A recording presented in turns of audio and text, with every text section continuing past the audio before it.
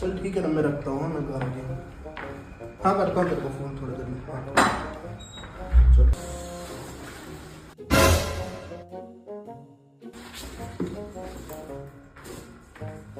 ये इसको क्या हुआ?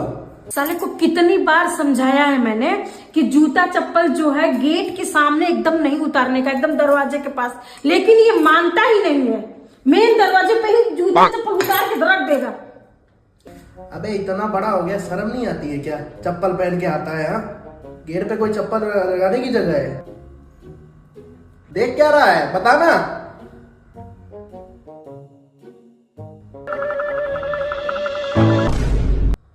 साले कुत्ते कहीं का।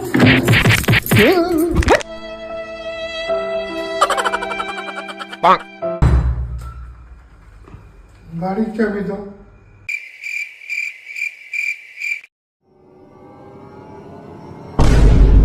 क्यों रे?